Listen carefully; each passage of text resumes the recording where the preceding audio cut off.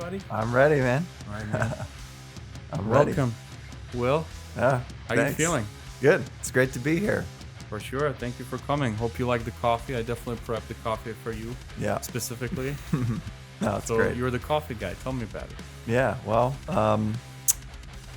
I have not been a coffee guy my whole life, actually. I think it was somewhere around when I was like close to 30, I think, like late 20s, early 30s, where I actually started drinking coffee and realizing, hey, this is like, I feel the pep that you get from it, right? Which Mm-hmm. is, of course, a big thing. But then I also was like, wait a minute, there's some little flavors here, and there's like different types of beans. And, as I started going deeper a little bit, I realized this is kind of like wine, right? All the different locations it can come from, the grapes, all these different styles of how you like, let it age and for how long and in like what kind of stuff. It's not exactly the same process, of course, but you can go quite deep with coffee. So I just kind of started doing that, and then I actually was dating someone who was part of this coffee club, and I was like, man, this is the greatest stuff I've ever tried. Like, where'd you get this? What store? Right? And she's like, oh, it's not a store. Like, I do it as a club. Like, you pay, per shipment, and you can choose how much you want it to come, and then you can choose like where it's from and what they have in stock and all these different places. So that was like 2016, I think, Mm-hmm. 2015, 2016, something like that. And so since then, I've like been a part of this club. I've tried other, not like clubs, but just, gotten it from all over the world with details about this is the altitude, these are the kind of beans, this is how the beans were processed. And, when I make it, I use a stainless steel drip. So no actual like paper filter. So I really get all of the true flavors and the oils and stuff that the paper filter might catch. Similar to like when you do French press, but that's also a different style too. Mm-hmm. Mm-hmm. So yeah, so it's kind of just been like a little thing I've been casually enjoying and learning about over the years, and it's great. I enjoy it. So which coffee you would say is like top three coffees and where they're from that you've Well, tried? yeah, that's a great question. So location, I just have to say, I know it's a cliche, but Colombia. Mm-hmm. They always have by far and away the greatest, smoothest stuff. I don't know what it is about that country specifically that they're just something with the soil, the altitude. I don't know, but always without fail, a Colombian coffee is going to deliver for Mm-hmm. sure. So that's number one. And the exact types, I don't have that down pat yet because it is sort of like, again, like with wine, you go into a store and you just see like all these different types, and it would take a long time to really sort of like know all of that and memorize that. So I'm learning, but I wouldn't say I have like a particular Mm-hmm. like type, that's coming from Colombia. But I could tell you if it's from Colombia, it's going to be good. It's going Mm-hmm. to be legit. The other location, actually, surprisingly, is like Indonesia, around Mm-hmm. there. Those islands definitely can produce great stuff. I've had some really interesting, like different kinds of flavors from there. You don't see it too much over here because it's like, I guess, so far away to get and bring. But I've gotten some through the club a little Mm-hmm. bit. That's really good. And then maybe for like a third, I don't know, I'll just go with Brazil because, Mm-hmm. they do make good stuff, but it's a little, I don't know, to me, Brazilian coffees kind of have a little bit more of like a nuttier taste in a way, or aftertaste, or it's just slightly different to me. And I'm not a huge fan of it, but I do like it. And I know they have quality stuff. Mm-hmm. So um, those are the three like locations that I prefer, or would maybe look out for if I'm like, okay, what do I want to get? I have, all these options Mm-hmm. here. Yeah, and you said it's like a subscription kind of based thing, right? That's another interesting thing. How like the world we live in now is where I don't know if it's after Amazon or what, but a lot of businesses just don't need to be there in person, right? That's like a crazy with the type of real estate that now uh, the prices of the real estate to rent like a little store for something so niche. It's so much easier to just do it online or sell it online and kind of create a subscription thing. For example, Maria was part of this subscription called Globin. We're Mm. not sponsored by them or anything, but I'll just give it a plug. But Yeah. they basically collect interesting little. There's a bunch of stuff here from Globin, but like let's say like a cup that is made somewhere like in Guinea. You Mm. know, there's these in some village. There's these like ladies who make handmade cups or something, right? Or like mittens or what anything, right? Something very cutely made from anywhere in the world. And this brand, they basically collect. You know, they make these boxes, right? Every month there's a box of choice. There's like 5 or 6 to choose from. Let's say mitten from here, a little mug, Mhm. and I don't know something else for your like little little plate or like anything. It could be like a jar or whatever, or like a plant or something. But they're all very nicely organized in like in categories by the looks, the way the Mhm. design. And you'd think like, yeah, how do you sell something like that? You know, anyway, it's just like a bit. In reality, in physical form, it would be probably this big store of like goods, right? But then you bring it in this format where they kind of pick it almost for you. They tell you what you need. Mm. It's easier to pick. There's a few things that come with it. It's easier to pick. It's kind of makes it like a um, almost like a tradition, a monthly tradition of you choosing the box that you want. Mm. There's something about it. The subscription box have become so popular, right? And there's a things for men. There's a subscription box called Bespoke. I don't know if you've ever heard. I think it rings a bell. It does Yeah. like a manly things like a knives or cigars and like this. It chooses like a monthly thing you can pick, and for Yeah. like $50 a month, you get like a cool clipper for your beard, Yeah. or like brush or something. Like there's all these things and millions of those, Yeah. and I think it's just interesting. And clearly, of course, there's going to be a coffee club, and I Yeah. feel like something like coffee or like steak. Isn't there like Omaha Steaks or Yeah. something like? Yeah. Those kind of things have been there for a while, like wine clubs, Mhm. but they've become more niche, more specific in time. I don't know. Yeah. There's something very interesting about that. I found them like very, um, it's like a next kind of evolution into like marketing and just like selling, stores. Yeah, there's even I think a beer one too that my Hmm. brother was kind of involved in for a bit. He got into craft beers for a little while and, really kind of like some specialized kind of stuff and things like that. And I think there's also something to be said about like the um whether you want to call it like a variety pack or like, hey, you choose something and let me be surprised by that. Like Yeah, that's kind of exactly. an interesting thing. So to add to that, and we're gonna get to our main topic of today, which for those who don't know, Will is a filmmaker, and we work together. We actually work for a company. I guess we can talk about it. Where we shoot tile. We work for a tile company, and we are both videographers slash editors there. We work in a Mm, marketing team, and we shoot tiles. yeah. Or that's our profession. That's where we met, and this guy is very special, and we'll find out today why. I brought him. He's very interesting, but to get to these like things, that's a very good point. You say we complain. The big complaint today is there's excess abundance of stuff. Mhm. There's like so much crap. There's so much stuff to choose from that we don't know what to choose anymore. Yeah. That's a big conversation, a topic for conversation. Like for example, Netflix, right? Like back in the days, you would go to a place to choose, like to rent a movie, right? At a Blockbuster in America. I never got to see Blockbusters, but we've had like a rental place growing up. That's what we would do. My mom would pick like a 1 or 2 VHS cassettes. Yeah. She would bring them home, and I would watch them. Whether I like the movie or not, I'm gonna watch it. And that's what Mhm. Tarantino actually talks about. He says that's the good thing about rental like a Blockbuster, like to rent a movie. Either a movie, it's good to watch sometimes bad movies or not great films. Nowadays, the problem of new generation is that we're okay with spending more time choosing something than actually watching it, right? Mhm. Or not finishing it, watching just a half a movie and then or 10 minutes and be like, oh no, I want to watch something else because we have this FOMO kind of fear of missing out Mhm. constantly.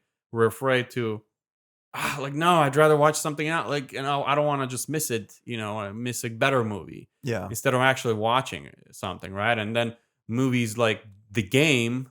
David Fincher movie, Classic. classic, become kind of obsolete because the whole movie is kind of like, okay, what the fuck am I watching? And then at the end, there's this big release, and Yeah. you're like, oh wow, this was great. With new generation, I feel like you can't really do that. You have to keep, satisfying, stimulating that ADD that everyone Yeah. has nowadays, right? Okay, but there is this company, and I forgot the name of it. We would have to look it up. That it's like it's a movie streaming service. I don't know if we Oh. ever talked about it. It only gives you 5 movies a month to watch. Oh, really? So it's not like Netflix where it's like thousands. Right. It only gives you 5 films. Mhm. Usually none of them are American. Hmm. So they're films from all over the world, Hmm. classics, kind of Criterion collection, most Oh, of them. right. So they would give you something like Cranes Are Flying or something, right? Yeah. And a few more, Yeah.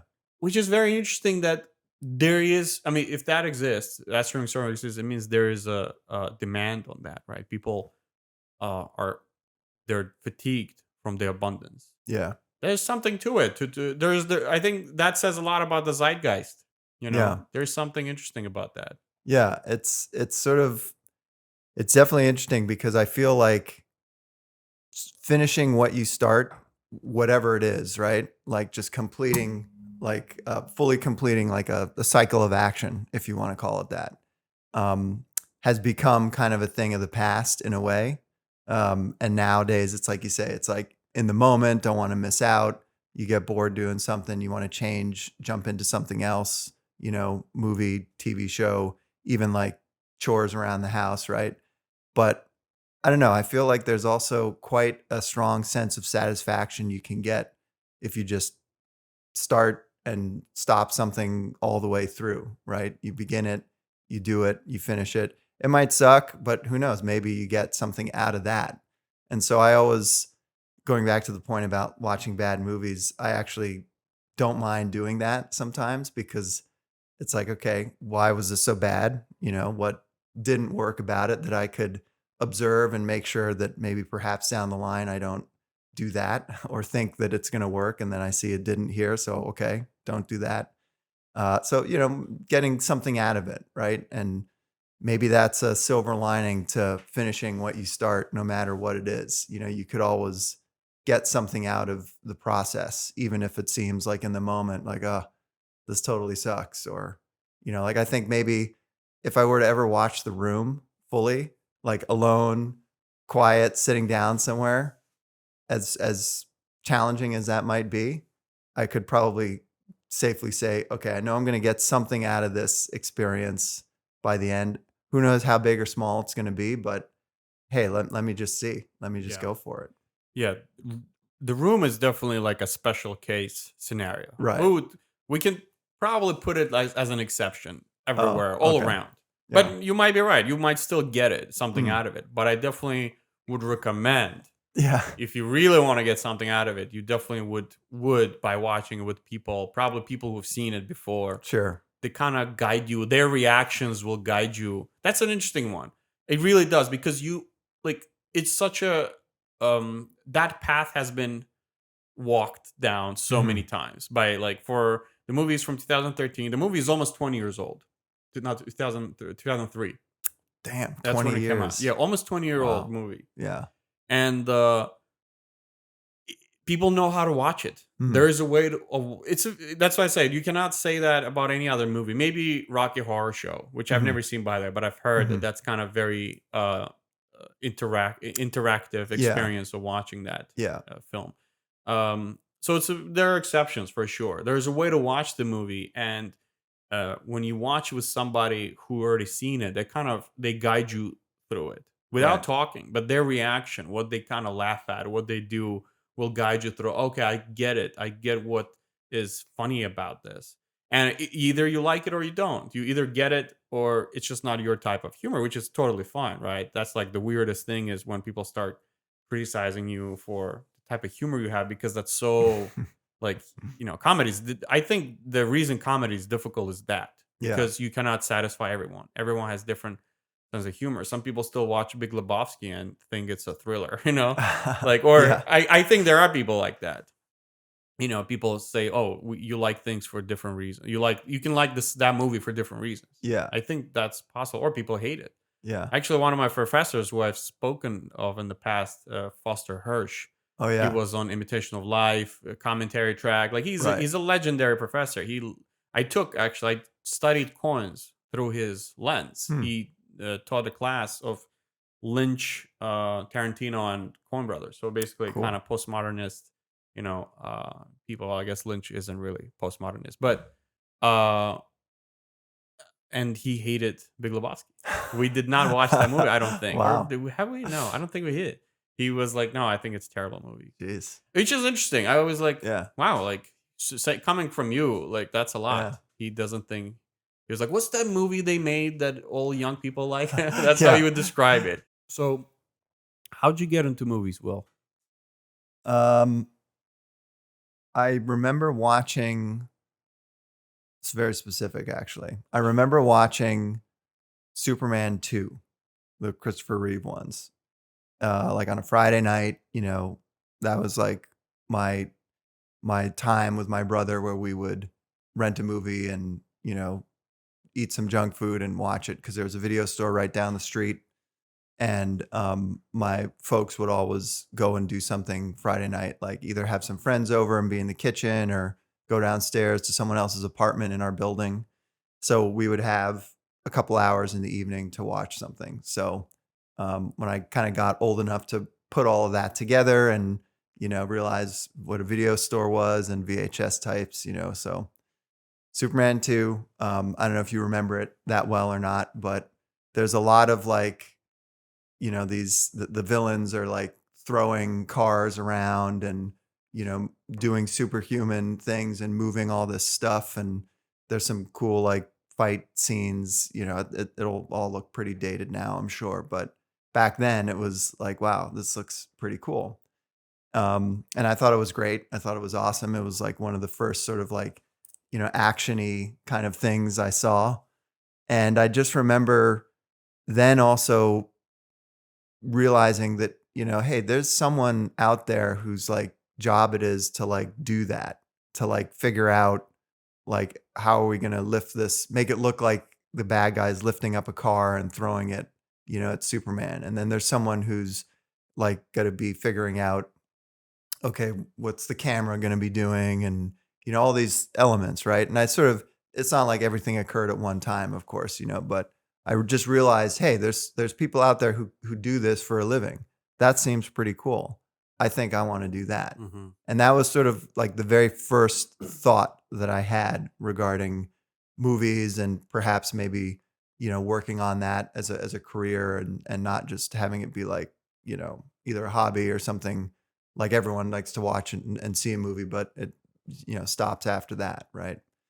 So then I started, basically being like a sponge and, Friday nights was like, all right, let's go, let's watch something. Let's start just like inhaling everything.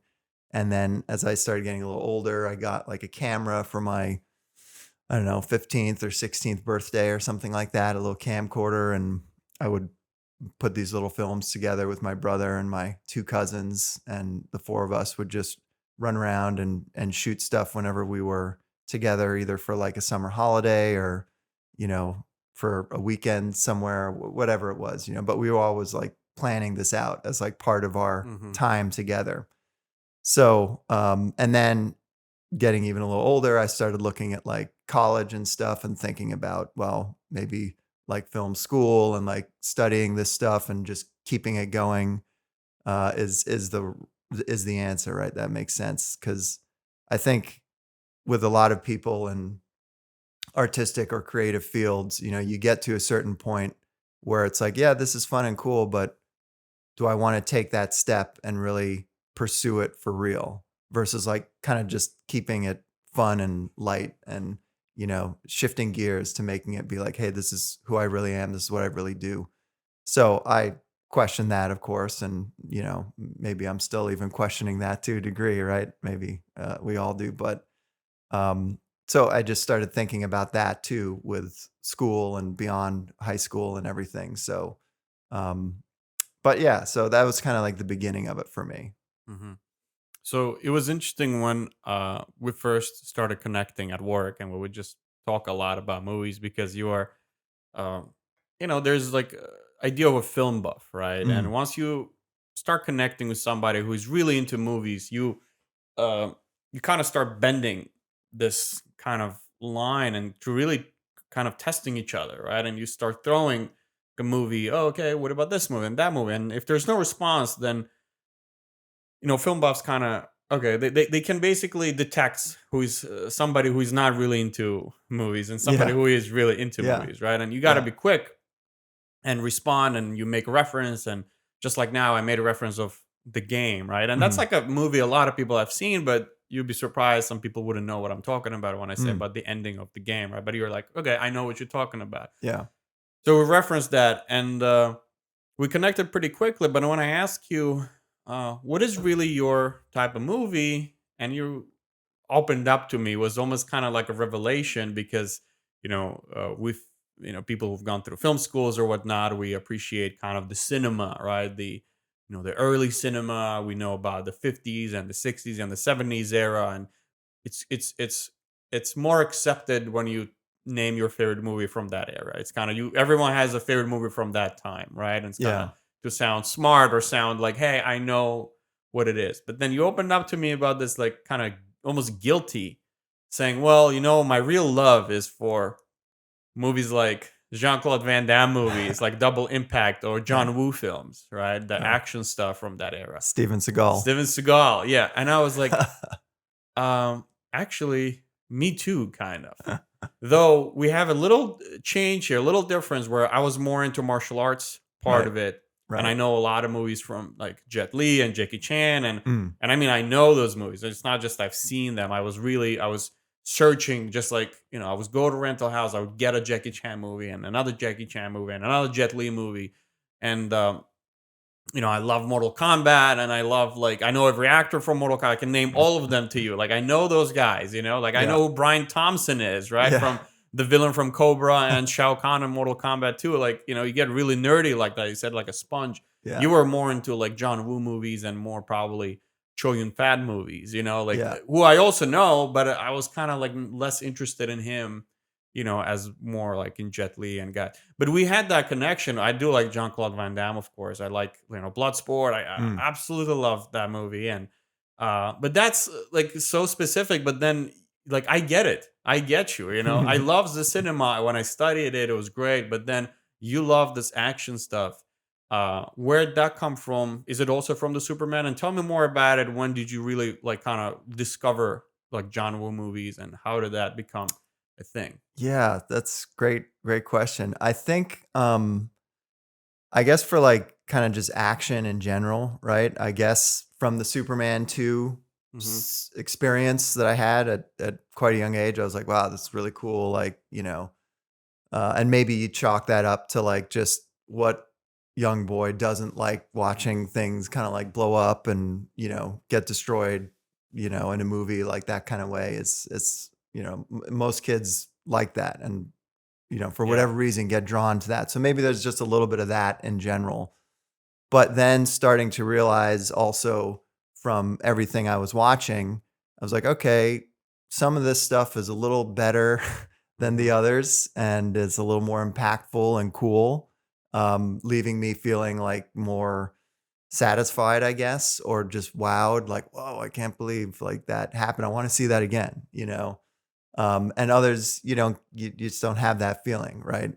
Um, so I started to realize all of that stuff, and for whatever reason, um, the Seagal movies and the Van Damme movies, those fight scenes and like the action stuff, it just left me feeling like very satisfied. Like, yeah, he really messed that guy up, or like, yeah, he really took that bad guy down, like the way you really wanted to see it, at least again, through the lens of like a young kid or teenager like I was when I was watching most of these movies. So I think it tapped into, for me, some kind of satisfaction of just like whooping ass and, just being a badass and that kind of stuff. And of course, those guys aren't the only guys who did it. Like Stallone was definitely doing it.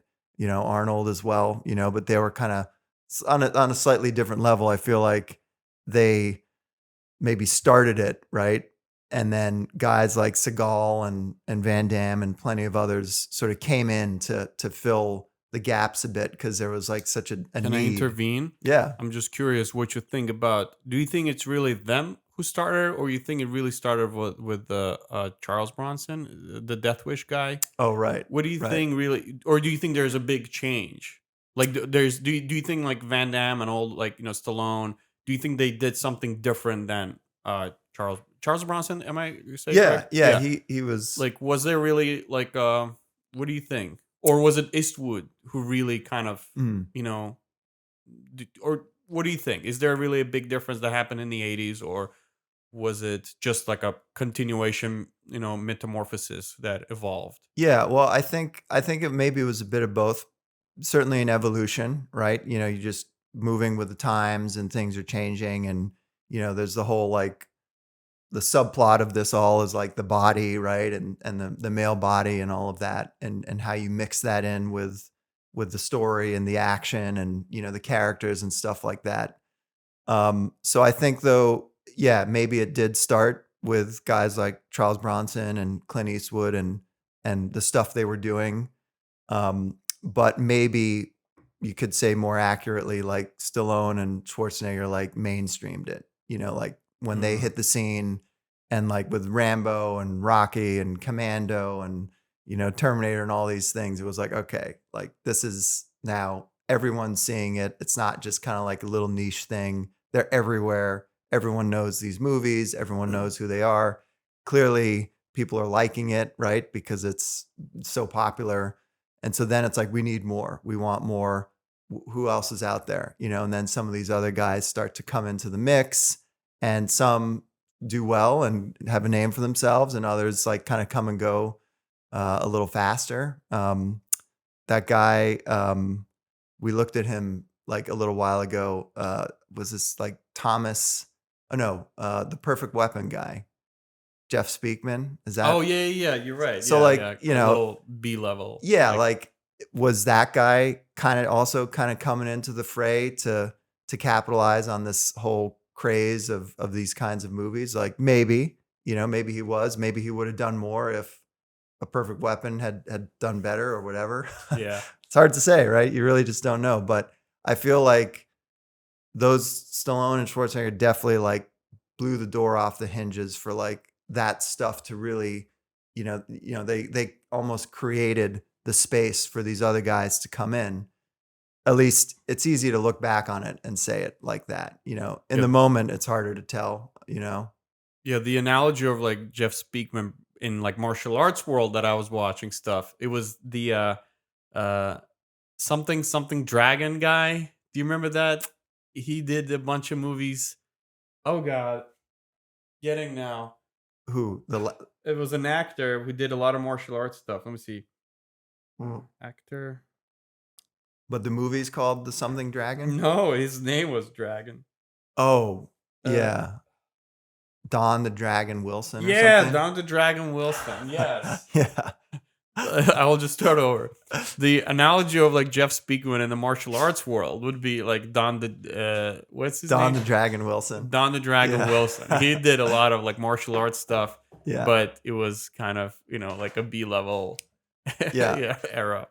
But even there, like I'm sure there's people out there who love his stuff and love his movies, and they connected with him the way, I had that, kind of odd random connection with Seagal movies. And I should just clarify too, when I say Seagal movies, I basically mean the stuff just at the very beginning of his career. Like the Basically, Siege and stuff. yeah, Under Siege Under and Mark Siege. for Death, Hard to Kill, like all that stuff. Basically going up to um the not the Glimmer Man, Exit Wounds in Mm. like 2000 with Mhm. DMX. After that, I mean that people probably already think that's pretty downhill, right? But you know, after that, I would say I don't really follow the stuff he did. Kind of the same thing with Van Damme too. Like there's like peak Van Damme. 2000s also probably. Yeah, like I think I'd say the last, like In after Hell, maybe. Was it In Hell or Well, yeah, he did do that, but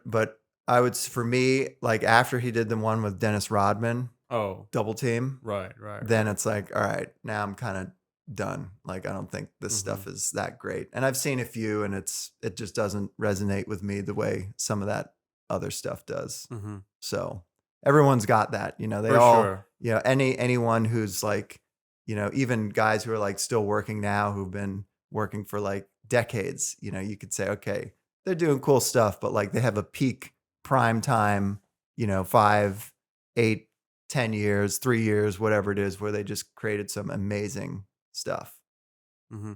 How did you get to John Woo? I remember you showed me some scenes that I wasn't familiar with. Hmm. And there was this one scene, I forget which one it was. I think it was The Killer. No, Hard boiled. I showed you Hard some Boiled. stuff Okay, from Hard Hard Boiled.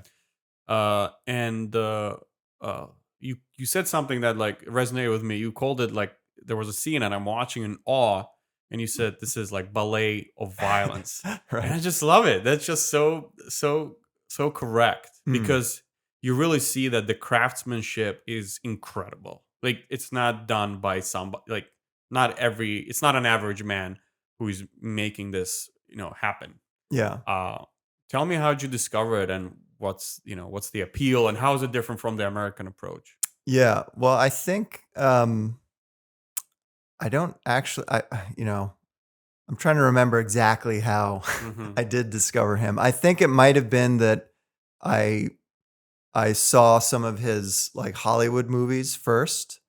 Um and then I was like, "Wait, who is this guy?" And I sort of backtracked a Backtrack. bit, Mhm. and then I saw, some of his more famous Hong Kong films. Hard Boiled, for sure, The Killer, A Better Tomorrow, there's a couple other ones, but those are all like earlier in his career with Chow Yun-fat. And I just remember seeing those and thinking like, "Oh, okay, like this is like the real deal." And to me, it was always like, you know, like for you with the martial arts stuff, and there's quite an aesthetic sensibility to all of that, even though it's like people fighting or trying to kill each other or whatever. But in movies, at least, when you really have someone who knows what they want to do there, or at least know what they're trying to say, know how they want to communicate it visually, it's very, very impressive. And you realize you're not watching just like a fight scene anymore. You're Mhm. watching something a lot more. And that is sort of what I felt with John Woo, except it was, guns and stuff like that. It Mhm. wasn't, the hand-to-hand combat. Although some of that does get sprinkled in. So, which is also kind of strange because I'm not a gun person. I've shot guns like once or twice. I don't own any, I don't like advocate for that per se. Um, but that stuff, and maybe that's why, maybe if I was a real gun owner and someone who shot it or had a more realistic sensibility about it, I'd say, "Pff, this is ridiculous. Like, you can't like dive through the air in slow motion holding two handguns and like shoot someone and get your aim right, like, and that's probably true. You can't. But in those movies, it looks really cool how it's all orchestrated. And for me, I think when you look at it as a movie, right, and you sort of know that maybe, okay, yeah, that's impossible to do in real life, but it make the way everything is put together, from the shots and the motion and the movement, and everything the actors are doing, you do believe it. You're like, wow, this guy is just a badass because he can jump through the air in slow motion and like do that. And that's what great movies do. They convince you of all these things that are happening, which are totally unrealistic or unbelievable, but you're like, oh my God, Yeah. this is happening. Like, and then it's like, I want to do that, or whatever it might be. Right. Right. So, um, that was kind of like where it began. I started realizing, at least with his movies, like, hey, I'm watching kind of something special here. And the Seagal stuff, like, not a comparison to like John Woo, totally different style and everything like that. But there was a little bit of like, okay, like Seagal's a little different. Like, he's doing some different stuff. Like, his movies are not the same, like the action and stuff and the fighting. And, he didn't just do one, right? He had a whole bunch. So obviously someone and other folks must have recognized that, realized that, he has fans too, um, from those early movies that are actually pretty decent. Yeah.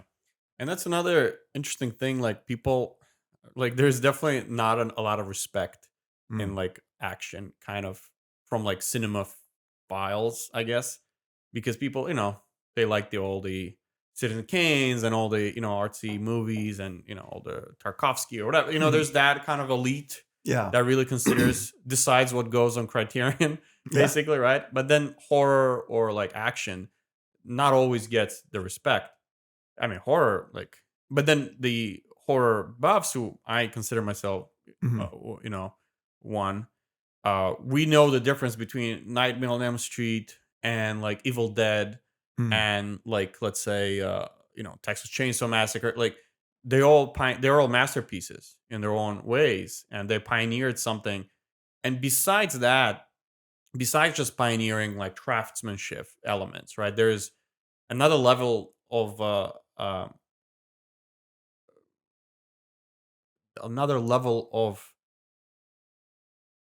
artistry that achieves it the masterpiece like Yeah. status, because it is art. In my eyes, it is still art. Yeah. And I think action does that too. uh for example, just like like a lot of people, and I've heard it from you, but I've heard it from other people as well, like Double Impact, Mhm. considered to be like one of the best action movies in American history. Yeah. And like a lot of people put it on their like top five, top two, top one lists. What's so special? And you have mentioned it many, many times. Isn't that the one? That's the one that John Woo did. Oh, what the one?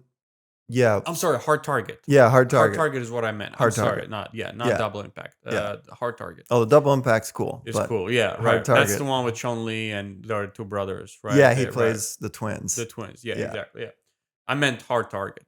Yeah. It's on a lot of people's like top list, and it's when you speak of action movies, that's a special one. That's Mhm. not your blood sport. That's not Mhm. a cheesy kind of That's like a very well crafted Yeah. specific movie. Yeah. Tell me about it. Well, that one, again, for me, I think when that movie came out in the theater, I was 13. So I was too young to like go and see it. I wasn't, able to sneak in, and my parents sure as hell weren't gonna take me to see that. Hmm. Although I did get them to take me to see some other like violent, action movies, but they were more in like the, spy thriller genre than You keep talking. yeah. Um, Patriot Games, for instance. You ever seen that? No. Harrison Ford. It's one of the Jack Ryan movies before it was like, before he was like a huge, IP, I guess. Hmm.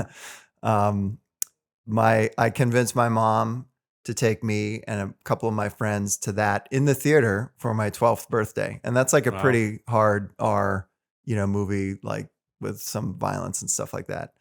And she fondly remembers that because she got a lot of dirty looks from everyone else in the theater. Like, what are you doing bringing a bunch of 12-year-olds to see this movie? But anyway, so with Hard Target, I wasn't able to like actually see it in the theater, but I just remember like being very pumped up for it. Hmm. And I guess I must have watched it after the fact, on tape or something on VHS.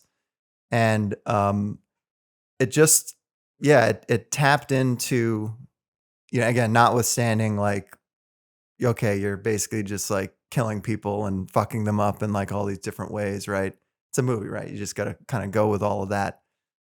So not necessarily like endorsing all of that stuff, but going along for the ride, I was like, man, this guy is just a cool badass who's like doing stuff.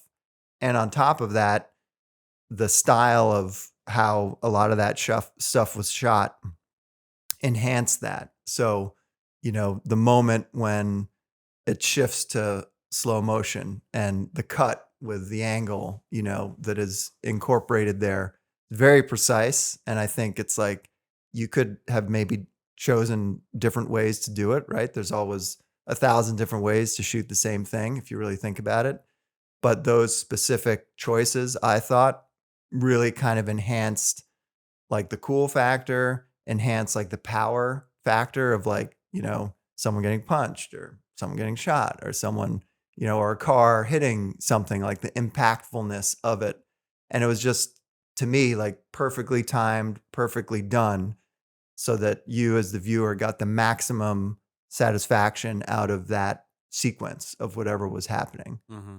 And and then I'm sure, I'd have to look into this a lot more. I know it exists, but and I'm sure you do too, but when you're playing with, motion, right? Editing, fast cut, slow cut, fast cut, to a faster moving shot to then a slow moving shot back too fast. Lines, up and down, left, right. Like there's all these sort of subconscious psychological things that when you're editing you can play with. And if you're aware of it while you're shooting and you're going to be editing stuff, you can think with that too, that will help sort of take people on a bit more of a journey, even on like a subconscious level, right? It's like, wow, I don't know why that was so cool, but it was, and who knows, it might have had something to do with that, the way motion was used, or lines or color even. There's all these things that you can play with, which is definitely why it's like art for sure, even if it's crappy art. Well, maybe it doesn't have like the social commentary that Yeah. one wants, but um, I don't know if it's crappy art. I think that's Well, yeah, yeah, yeah, sorry. I misspoke a bit. yeah, It's entertaining art for yeah. sure. And look, like when I worked on some of these bigger movies, like um you're there, you're on the set, you're like, all right, this is a machine, like this is business, this is big money, like stuff is happening. The train has left the station, like we don't have time to like screw around and like try things out and get all like artsy fartsy and stuff. The way one might think, like a little sort of like cliched, but if it's like, well, how would an artist really like do this? You sit around, you think, you test something a little bit, you sit around a bit more and you think, and then you try something else, and then you walk away from it for like a day, and then you come back and you try something else or whatever it is, right? And then you have some kind of a breakthrough or who knows Hmm. what, right? Everyone's process is different, but um, the point I was saying is that when you have like a big, you know, financial machine or business model, you still can find little moments in there to, sprinkle in artistic Hmm. flair or artwork or whatever you want to call it. And there's people who do that pretty well, and then there's people who maybe aren't so aware of that and, don't do it so well, but it's there, you just have to like see it and know what you want to do, which is part of the fun, I guess. Hmm.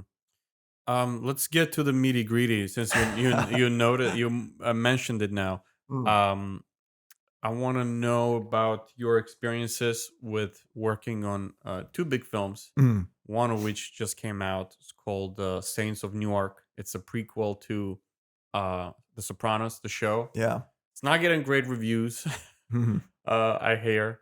I haven't seen it yet, but I don't know if I will because I've never seen Sopranos. I don't have yeah, this connection. yeah, Um, and you worked on Joker, the Todd Phillips movie with Joaquin Phoenix. yeah, You managed the team of stunt people. You were in that, again, people may not be aware, but when you see those credits in the back of at the end of the movie, those are real people that are involved in the film. And mm, there's a lot of people. So there's a lot of different positions that you can be part of. So you were, in kind of like almost like a very specific position that doesn't even exist on every production, but you were in a stunts team, but not actually doing stunts. I'm just trying to make it easy so people realize you were managing kind of the team.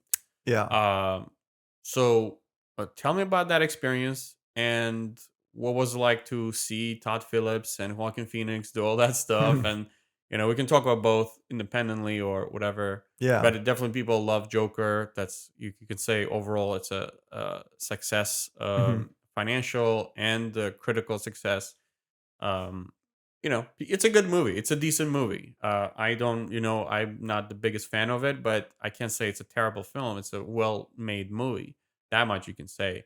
Um, but tell me about that. How did that, I guess, happen? Maybe not the most important thing, but like, what's that experience? How do you mentioned that it's a well-oiled machine? Hmm. You know, what was it like? How long did it take to make a movie like Joker? And yeah, tell Yeah. me some things. Yeah, sure. Well, I'll just clarify too, what I was doing specifically, and then I'll answer your question. But I was basically um, the stunt coordinator's assistant, and what that entailed was managing the stunt team of like all the guys that we had and that we used for any action stuff that was in that movie. And I did the same thing on Sopranos too. So, we didn't have it wasn't like a Marvel movie where you have a literal team of guys like, okay, you're basically paid for this whole month to be part of the shoot and this is all you're going to do and this and that. Like we didn't have crazy things like that. It wasn't that big of an action movie, right? But, there were days and, maybe for like 1 week where we had everyone on hold and, we needed it for larger sequences and stuff like that. But I was basically the one rounding them up, making sure everyone kind of, knew what was going on, knew what to expect, on the day, making sure everyone's ready and we're not like, okay, we're ready to shoot. Who are we waiting for? Oh, stunts. It's like, Hmm. no, like that. We definitely didn't want that to be the case. So that's basically what I was doing. And because of that, of course, I was around a lot on the pre-production and production, on set all the time and observing and seeing everything that was happening with, certainly all of the stuff we were doing, right? All of the stunt work. But also, on some days there might have been a stunt. They just weren't sure yet. So we still had to be there and be around and kind of just see the more, I guess, mundane aspects of filmmaking, of which there are a lot because sometimes it's just slow as hell, and Hmm. there's just like a lot of waiting around and you just, it can be so like big, like a construction site with like 500 things happening, like all in the same area and all at the same time. And then you like finally, it's like crazy everything. And then Hmm. down to like, oh, sorry, down to like the one moment where it's like, okay, here we go, Hmm. and all of that stuff stops, everything comes together, and you get this like one little moment of pure amazingness or whatever, whatever you want to call it. So it was really interesting to see that, right, and to see how you have all this like chaotic craziness happening around you, just by the nature of it. There's so many things occurring all at one time. And then it just slowly or quickly, depending on, how well everyone's working together. But you get to that point where it's like everything's ready to go. Let's do it. And then just for like a couple of seconds or a minute or two or however long the take is, it's like you're recreating life, and if you think about it like that, it's like, okay, that's actually pretty tricky to do, right? Hmm. You're not imitating, right? You're not like copying because then people will see, yeah, that they're just something's being copied here. This doesn't feel real. It's like you're recreating life. People when they see movies in general, right? They're looking at the screen. If it's done well, everything is good. You're not thinking like, yeah, okay, I'm watching a movie right now. Cool. This is all been shot and performed like months ago and this and that. It's like, no, it's like you're in the moment, you're watching it, you're thinking this is happening like right now, and that's, of course, I mean, that's like really basic, but that's what they do. So you have all this craziness and then it comes down to like this one moment and you recreate life and then you stop and you do it again a couple times or whatever. And then you move on to the next thing. So that was really cool to sort of observe that. And maybe for me, because it was a new experience for me, I was perhaps a little bit more awed by it than everyone else who was there, who's just like, all right, cool, moving on, business as usual, you Mm-hmm. know. Um, I can totally understand, and it even did happen to me too, where you start to do it, and the sort of amazement factor wears off, and you're like, all right, cool, this is what we're doing, let's move on, Mm-hmm. and it becomes a bit more of like a routine or a job that's still kind of really interesting and fun and exciting, but you're just like, okay, now I get what we're here to do. So yeah, so that's sort of the broad strokes of what it was like, on both movies, because they were similar sized films, similar budgeted films. Um, I think the schedules were pretty similar. We're more or less shooting for like 4 months in both cases, which is not a tremendously long time, but it's also not like a short shooting schedule either. All the locations were more or less contained to New York and the surrounding areas. So there wasn't like huge company moves and, travel to other countries or places like that, which would have, when you think of like James Bond movies or, these really big, spectacle movies where they're globetrotting, you're like, shit, like it's hard enough to do this in one contained location. Now, not imagine not just going to like other cities in the same state or same country. You go to international locations. It's like so many other things, so hard to coordinate. It just, you know, I have the utmost respect and appreciation for, you know, everyone who would be involved in creating that because it's tough and no one ever thinks about it who's just like watching the movie. It's like, oh, cool. There's, some place in Europe and cool. Now they're in like South America and oh, cool. Now it's like Russia or whatever, so there's all of that. Um, but remind me what the other part of your question was. Well, that was a good answer. I think it kind of covers it. I'll just get it more specific. So I'll ask you Mm, like a follow up question. I'm curious to, I guess these things, I've heard, I know the theory of it. I went to film school, but I never really experienced it firsthand like that. About kind of like the process and like work on set and kind of the discipline working on set. You saw, I know, there's all the unions are involved. I mean, we mhm, know that you don't really touch each other's equipment, you don't really help each other, but you only take care of your department. mm. Tell me more about that culture of kind of how the set is ran Yeah. and the discipline and the culture surrounding it. Yeah. So um, the set is like I was saying, it's basically like it's a construction site, more or less, with everyone working towards one goal of whatever it is that you're shooting. And I think a lot of it is, people's experience, they know what they're doing, they know certainly what their team is responsible for, but then they also know how to interact with and communicate with other teams and other departments, other people specifically to get it done by a specific time. And, there's just so many things happening at the same time. It's like it's even amazing that you get to shoot one thing during the Mhm. day, let alone like a bunch of stuff, right? Um, so, it really kind of comes down to I think people's experience and how well they just know how to do it and how well they've learned how to do it, whatever it is their job is.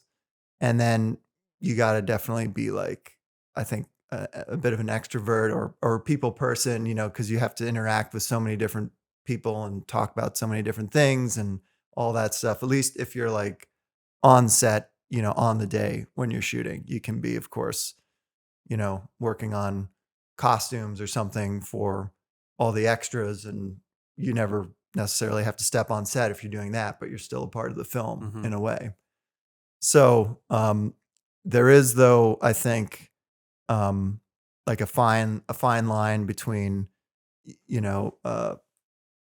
maybe not a fine line, but you certainly have to understand, like, this is not like an easy thing to do, and having a sense of patience or a coolness or an aplomb to you about, getting stuff done and curveballs coming at you, things changing on a dime, or okay, we just spent 3 days getting ready for this thing, and now it's not going to happen, and we have to get ready for something else in an hour, which we could have used another 3 days to get ready for. Mhm. You could, some people that would snap, that would break them. They'd be like, well, forget it. I'm done. I can't handle that type of about face and change so quickly. And I'd get too upset, or, emotions come into it. Right. And some people would be like, no, I'm done, and walk away from whatever it is.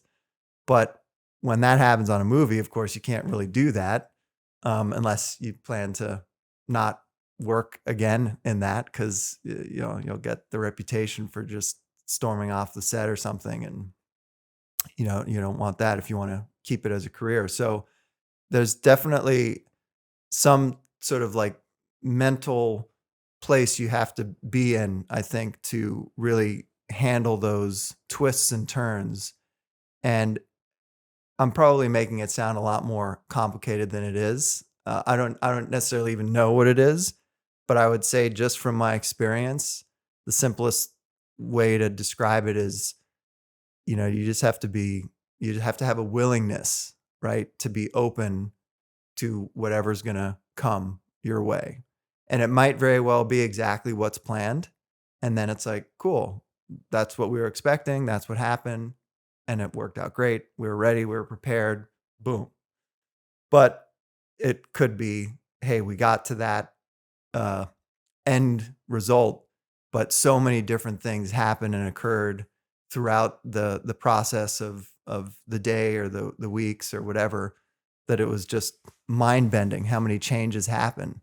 But if you're willing to embrace that, or if you're even just willing to let whatever's going to hit you, right there, right off the bat, I think that puts you in a pretty decent position to say, okay, I don't know what's coming, but I'll be ready and I'll give it my best shot, and nothing's gonna like upset me, or whatever. I'm not gonna let emotions get in the way. Maybe for a second, but then you just move on and you keep going. And at the end of the day, the feeling of completing something and knowing that you started something and then you stopped, right? So the cycle, it's good. It feels good. You feel like you accomplished something. And same thing at the end of a film. It's like, damn, that was hard work, but it's great. We got it in the can. It's done, and now I'll take a break and get ready to do it again. It's very satisfying in that sense, even if it's not your own movie. If you're just responsible for one specific thing, like I still felt very satisfied and proud, and that's a great feeling.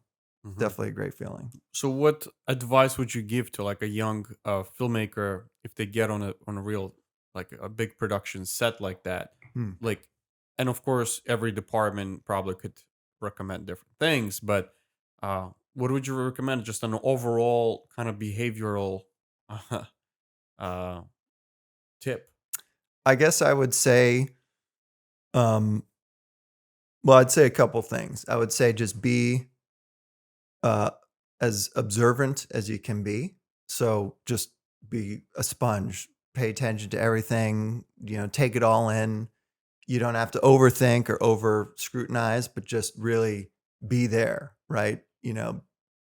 Feel your feet on the ground, recognize you're in the middle of a movie set of this awesome movie or whatever it is, and be like, this is what I'm focused on right now, which means maybe not checking your phone as Hmm. much, for example, right? Or thinking about, crap, like what's dinner tonight or whatever. You have to, your mind is here, your body is here. Like, this is the focus for the next 5 hours or 10 hours or whatever it's going to be. And just take it all in. So, it's, again, it's funny these days because we have so many distractions with screens specifically, whether it's phones or computers or TVs or computer, the monitors and stuff doing work on. You can get pulled in 5 different directions at one time, and Mm-hmm. it can be a little harder to focus than maybe years ago when you didn't have all those distractions, right? So it's it's it's a commitment in a sense to say this is all I'm going to focus on right now. And yeah, you check your phone, you might be communicating that way, right, with other people in your department or on the set or whatever, Mm-hmm. but then like flicking over to social media real quick, it's like no, I'm not going to do that cuz that what if you miss something because you're just scrolling through Instagram or something and it's like, "Hey, why didn't you do that thing?" or what happened? What that person say? And you forgot to do it or you got a little distracted and you never know. That might actually be quite costly. And my take on it was like I can handle making a mistake and I can take responsibility for an error I made if I just didn't understand or I didn't get something. But if I'm like jerking around looking on Instagram and that's why I made a mistake, like I'm not cool with that. Like, and I don't want to put myself in a position where that would be what I'd have to go home with and deal with. Like, yeah, I fucked that up because I was checking something on Facebook instead of like following up with somebody else on something and then getting the answer in a timely manner. Cause that can count. All these things can count. So yeah, just being really observant and there, commit to being there and taking it all in is kind of sounds a little silly and simple, but that was such a huge thing, to just say, this is it, this is where I've always wanted to be. And let me see how that goes. Mm-hmm. Does that make sense? That makes a lot of sense. That's very good advice. Another question is, how cool and awesome was it to be next to Joaquin Phoenix? Quite close, I would Yeah. say, probably. That was great. He's a true professional. He's been doing this a long time. He's very committed to the craft. Uh, and I think on that film on Joker, obviously he won the Oscar for it, so the work speaks for itself. But he was all in. And it's sort of like, maybe I don't know if a sports analogy would make sense here, but when you have someone who's just really committed to what they're doing and committed to their craft, after a certain point, you sort of just it's like cool. Like I'm not gonna get in your way. Like you got it. Like you're there. You're in the zone. Like go for it. Mhm. It's like you don't have to necessarily have a conversation with Michael Jordan with the game on the line and there's 5 seconds left and okay, how are we going to take the shot and what are you going to do and this and that, like yeah, you might drop a little bit of a play but it's like you're going to do your thing and you're good, like it's going to happen. And so maybe that's not the best analogy but I think you know what I'm saying, right? So um, the reason I say all that is because there weren't like conversations like, hey, how's it going? And this and that, because the focus was there, and technically too, if I'm really focused and doing my job, I'm not necessarily going to be like chit chatting and, just sort of socializing, Mhm. necessarily either. It's sort of like, cool, we're all here to do something and you can be friendly and nice and talk about everything under the sun, and that's how some people work, and that is, a dynamic that you adjust for if you see it. But then if you don't, and it's like clearly the person's, head down, I'm doing my thing, Mhm. you just got to make sure you're like, all right, I'm going to adjust to that and not get in this person's way and let them do their thing. And just know that I'm ready for anything that I might be needed for. That's the thing. Like speed, right? You have to think fast, you have to react quickly, and if you don't, people will notice. It sounds a little cliched and silly, but on that level stuff, productions like that, like speed counts for a lot because time is money. Like you're literally paying for every minute you're at a location or you're in a stage, or if you go 1 minute over, then that that counts as another hour of OT for the crew, which can add up to being quite a lot of money. So speed is very important, which again, was why for me, I didn't want to get caught in a situation where I was distracted because I was looking at my phone and then I didn't respond to something as quickly as I know I could have if I was just there kind of like hanging out, like watching stuff ready for whatever's coming my way. Hmm. So, um, not to rag on the phone and social media or anything, but it can slow you down in situations like that because you just get distracted. You're like, oh shit, look at this cool thing and blah, blah, blah. And then all of a sudden, someone's like, what, where are you? What's happening? And you're like, what, like, so just, I didn't want to put myself in that kind of a situation. Any difference you would say between like a movie like Joker and the Saints of Newark?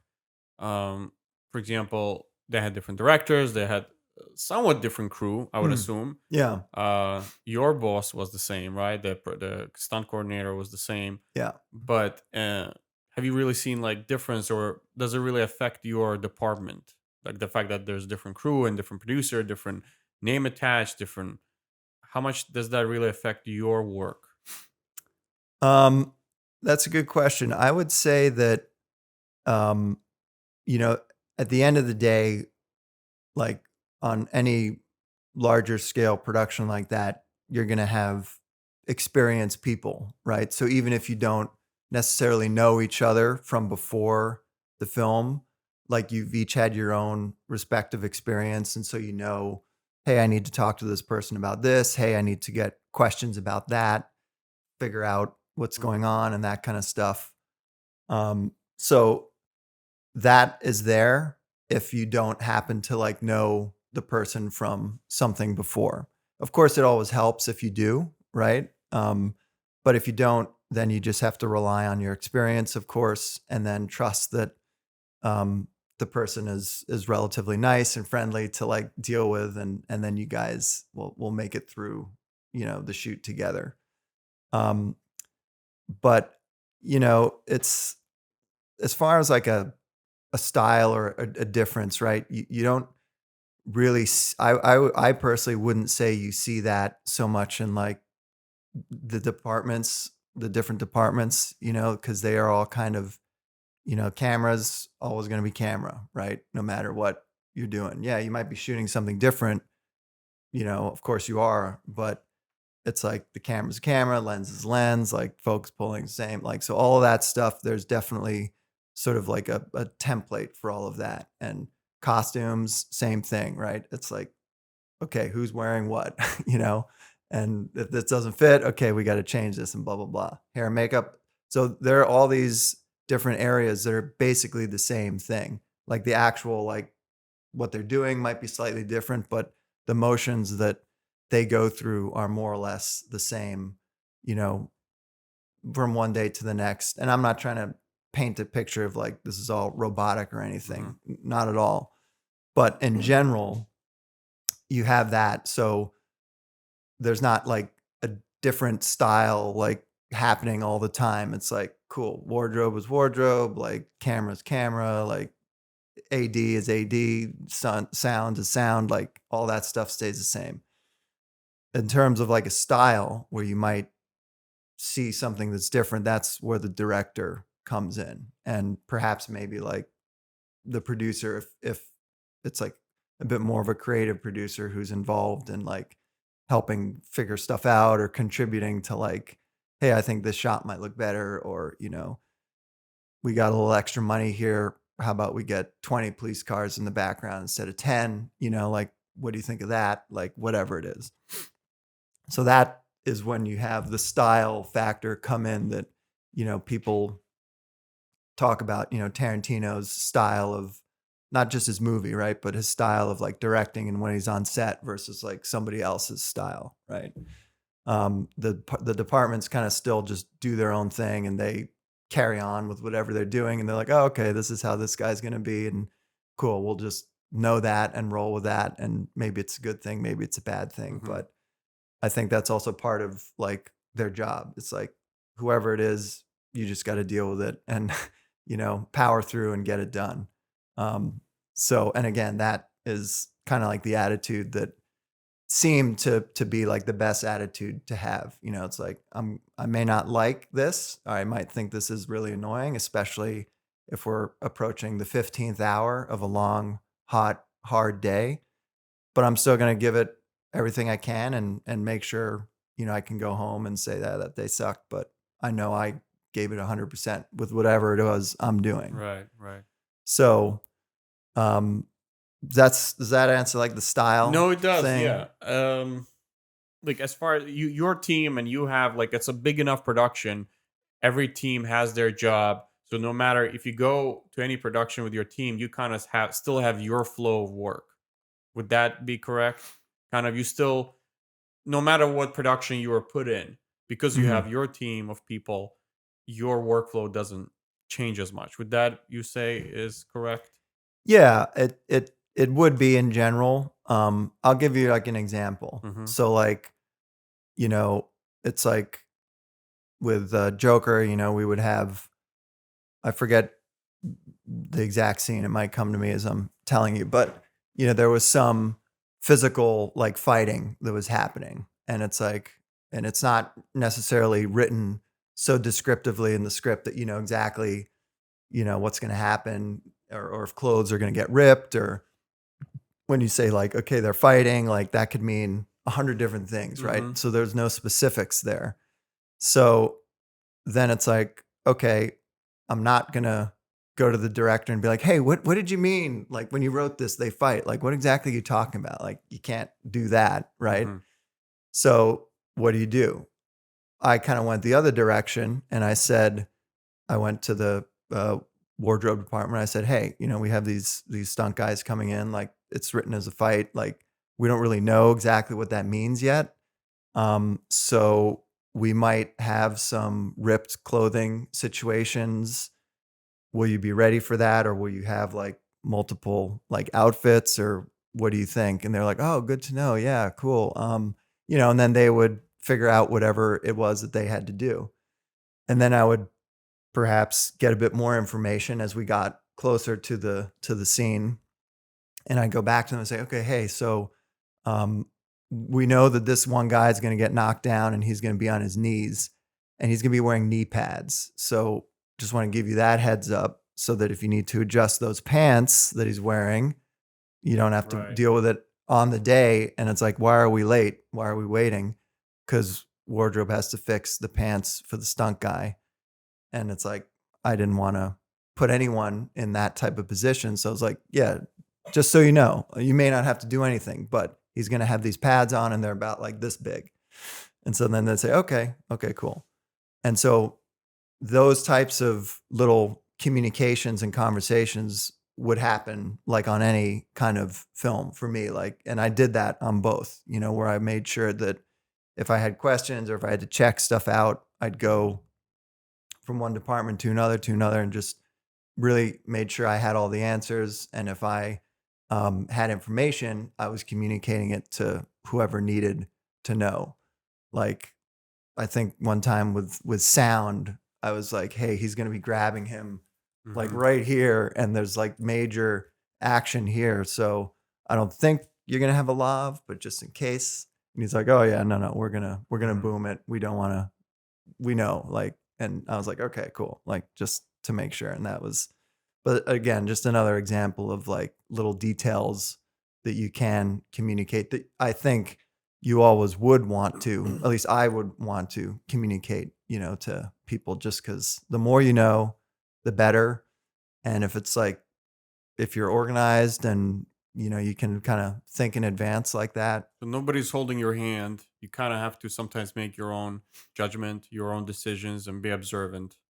Yeah. Yeah. And of course too, like if it's a situation like your first big gig or something like that, or first opportunity, you can ask questions obviously, and hopefully your boss or the person who you're working with directly is going to be like cool enough to answer them for you and kind of give you some advice or show you the way. But definitely, like, thinking quick and making quick decisions about things, like it all does count for a lot because people are aware of that stuff, like I said. And, it's sort of like a passive awareness. It's like, how come so and so is never around when like I really need him to be here? Hmm. Like, where the hell is Will? Like, what is he doing? You know, I'm off. I'm busy. I'm figuring stuff out. But you don't want to never not be around. So there's like, let me go figure that out and come back real quick, and I'm there. And then I Yeah. go and figure it out again and come back real quick. So it's like it's managing all of that stuff. And look, I didn't really know much of this myself to this degree starting, but I just learned it. You put yourself in these positions, and I was like, I'm going to soak all this up and get Yeah. as much as I can out of it, and then, apply it to the next thing.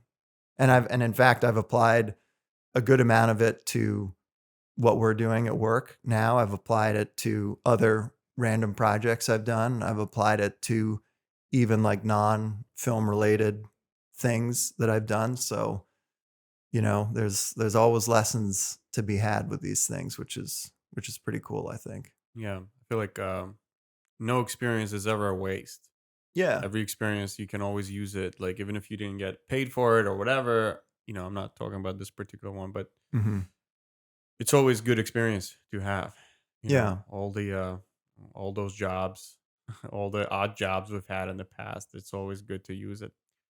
Uh, to switch gears just a little bit, Sure. and we can kind of maybe wrap it up even. But what are last few movies in Hollywood that you've seen that you really liked? Hmm. American movies, particularly action films. Mm. And we can probably disregard the Marvel films Okay. because they are overall all good action films. But, I don't know if they're really action movies. Like, Yeah. I don't know. They have their own niche, their own thing, and they all look very similar. Yeah. But, you know, you're not even the biggest fan of them. From what I know. Yeah. It's not like a Marvel thing per se, but it's kind of just like the superhero stuff isn't completely my cup of tea. I didn't grow up with it really. There's a few characters who I do like, whose movies I'll always go check out. But in general, I'm not just a huge superhero like fan, I guess you Right. could say, of the So let's just genre. disregard them. So what are some Yeah. films that you really liked in the past, 5 to 10 years? Yeah, that's good. I'll have to dig back into my memory banks. You probably have to edit out a lot of dead air here, as I think. But let me see.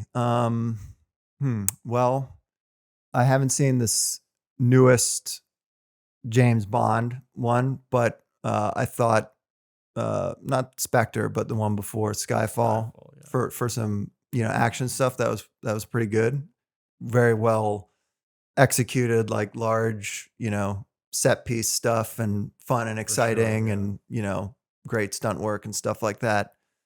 Um, Maybe it's not a complete action movie, but we've talked about Sicario. Mhm. There's definitely some stuff in there that's very intense and powerful, which um, resonated with me because I think that's a great movie. I didn't see the sequel, so I don't know how well it carried over there Probably not, or but not.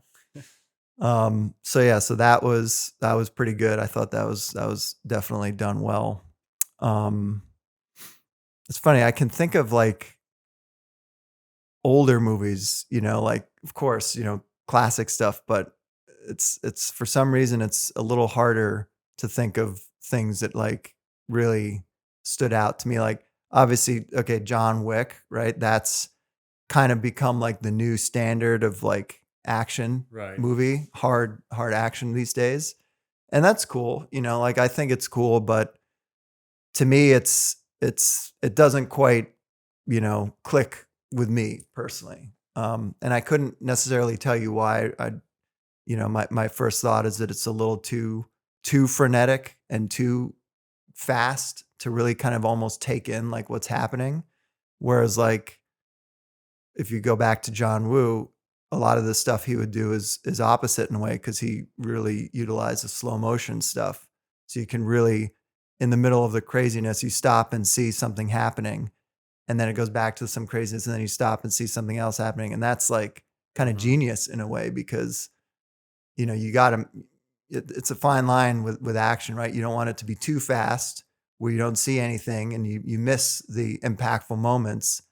But if it's too slow, it's like, okay, this isn't action. This is just like a slow ass movie. Like, what's happening here? This Mhm. feels not exciting enough.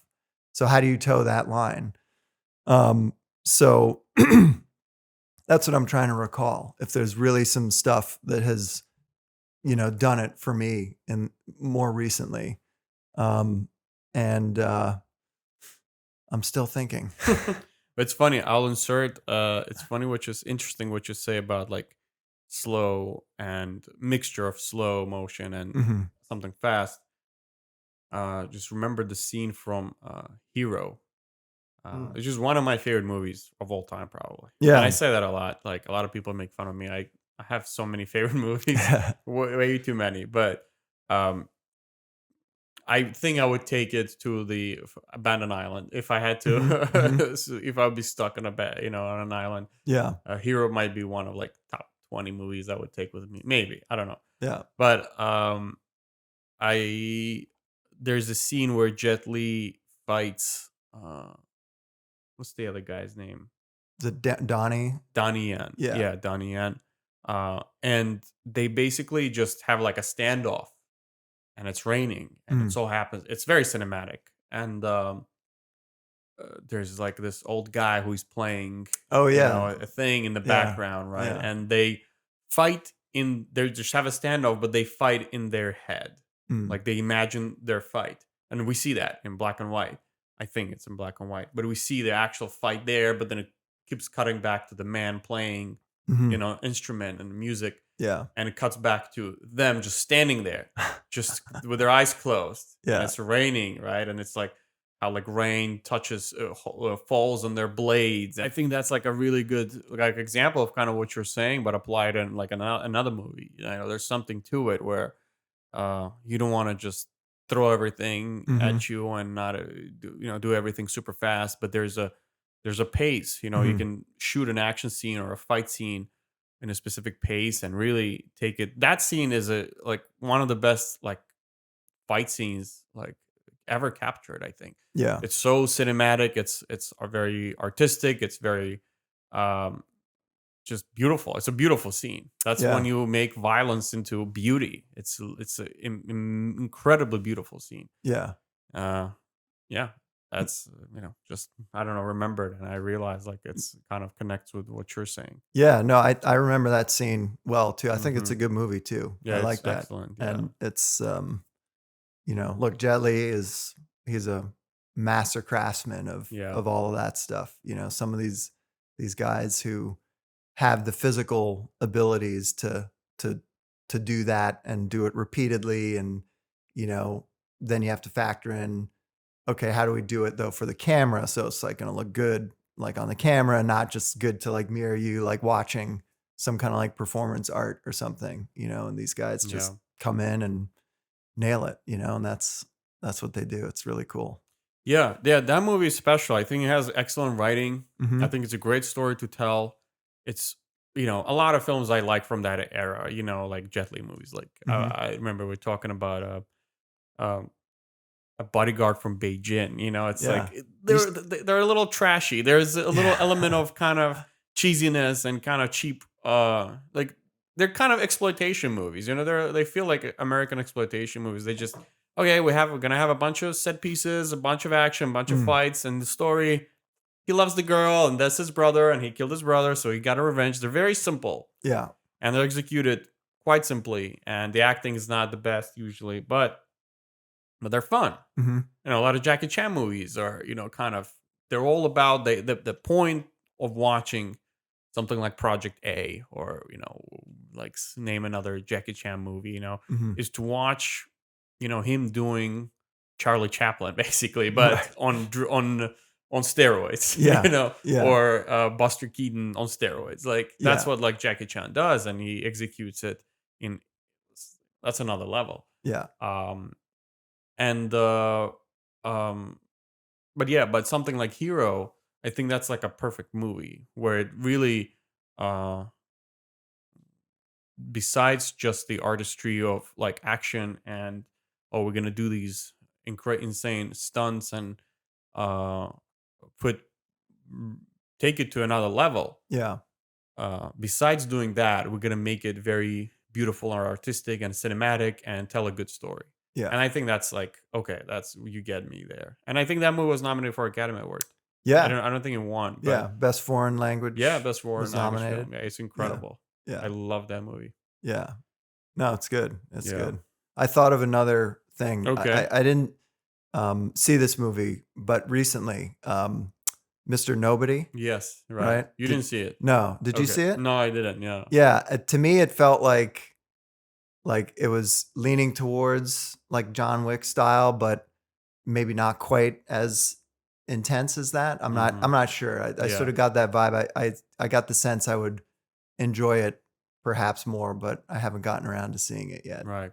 Well, the one that comes to my mind really is the George Miller Oh, Mad sure. Max. Yeah, That was, I think, excellent. it was. Yeah, I forgot about that. Mm. But you're right. That is a really good example of mixing all of these elements together where you realize, okay, I'm not just watching like action or whatever, but there's something else kind of going on here. Yeah. And I feel like that stuff doesn't really happen by accident. You know, Yeah. I feel like, you know, the crew and the people who are helping you put it all together, to them it's sort of just like, okay, fine, we're just doing this or whatever we're doing.